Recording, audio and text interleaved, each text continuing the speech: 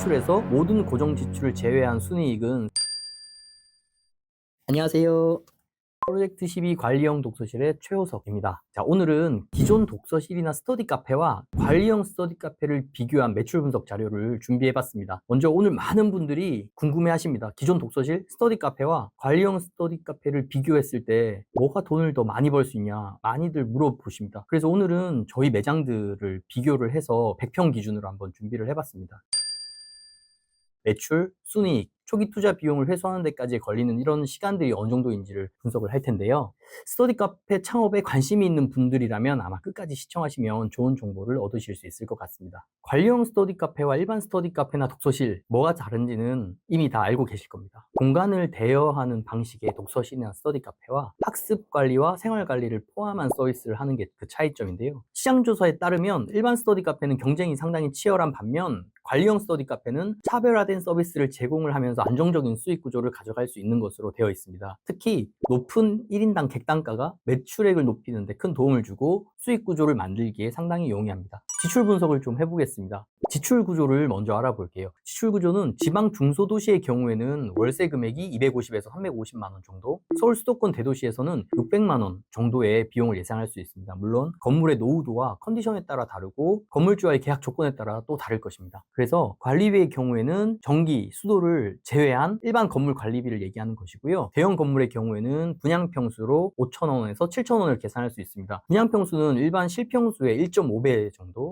많게는 또 2배까지 가는 경우도 있지만 평균적으로는 1.5배 생각하시면 됩니다. 그래서 관리비를 105만 원으로 책정을 했고요. 그리고 건물주가 한 명인 건물 혹은 엘리베이터가 없는 건물의 경우에는 관리비가 또 평당이 아니라 30에서 50만 원 선으로 책정이 된 경우가 있고 노후도도 마찬가지로 염두에 두셔야 됩니다. 그리고 공과금은 냉난방 전기세를 포함해서 수도세가 포함이 됩니다. 냉난방기는 여름과 겨울에 특히 가장 높게 나오고요.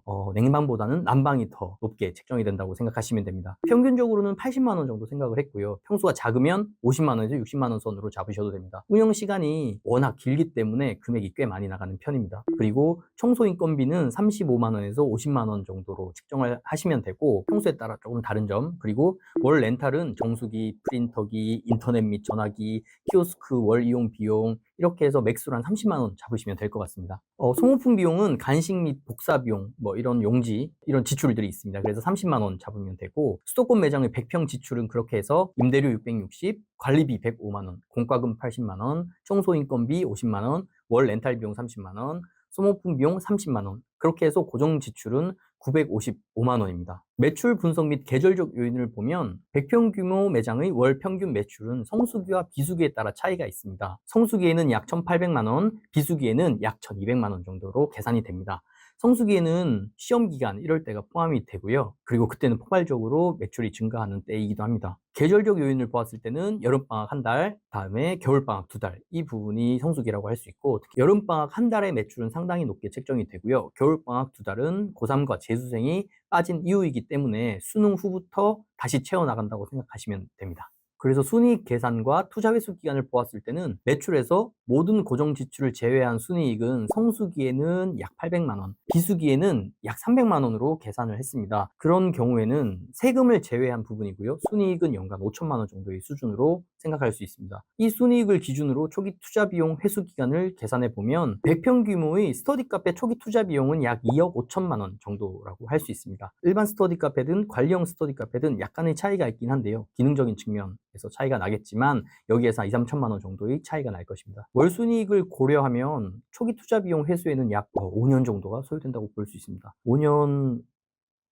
그렇다면 관리형 스터디 카페는 어떨까요? 여기에 인건비 150만 원을 추가해 보았고, 그리고 그렇게 이 금액을 추가하는 이유는 물론 모든 역할을 혼자서 해 나가실 수 있겠지만 이것은 상당히 힘든 일입니다. 이게 장기전이라고 보면 더 그렇고요. 그리고 해당 업무를 할 수 있는 인력은 주변에 충분히 많기 때문에 저는 운영자분들이 경제적 자유를 얻으시고 조금은 편안한 마음을 가지셨으면 좋겠습니다. 추가적으로 운영 유지에 필요한 금액을 50만 원 정도 지출을 추가했습니다. 관리형은 관리에 따른 보상을 해주는 그 재미가 있습니다. 고객들도 마찬가지고요. 그래서 애들 간식도 챙겨주고 여러 가지 정성을 들인 그런 것들을 추가해 주시면 좋습니다. 그리고 식사를 제공하는 경우가 많습니다. 그래서 도시락 비용은 추가적으로 월 200만 원 정도의 지출을 잡을 수가 있겠습니다. 매출액의 차이는 크게 나게 됩니다. 또 단가의 차이가 크기도 하고요. 지출 금액도 크죠. 수익 구조를 정확히 계산을 해보았습니다. 보시면 수입은 저희 직영 매장 100평 기준으로 했을 때 연 매출은 3억 3,600만 원이 최근 1년치가 나오게 됩니다. 여기서 지출은 기존 스터디 카페는 월 955만 원을 아까 말씀을 드렸는데요. 여기에 인건비와 도시락 등 기타 비용을 포함해서 400만 원 정도를 추가해서 1,355만 원의 월 지출이 발생하게 됩니다. 연으로 보았을 때 3억 3,600만 원에서 지출 1억 6,200만 원을 제외하면 1억 7천의 세전 순이익이 발생하게 됩니다. 그럼 원금 매수 기간이 많이 빨라지겠죠. 그렇다면 관리형 스터디 카페를 성공적으로 운영하려면 어떻게 해야 할까요? 오픈 전에 상당히 많은 영업 홍보 활동을 해야 합니다. 초기에 인원을 채우는 시간을 줄이는 것이 핵심이죠.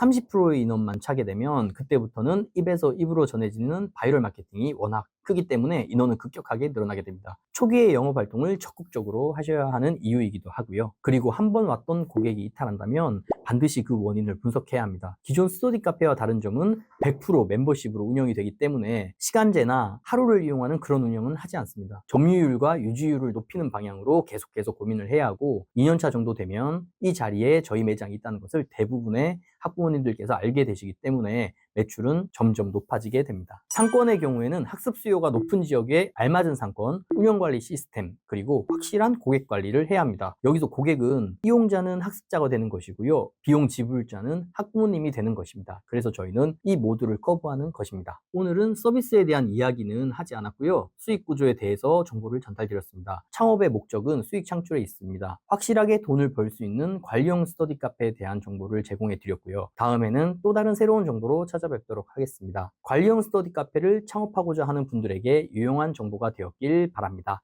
감사합니다. 얘 너무 색깔 분홍색 이거 괜찮네요.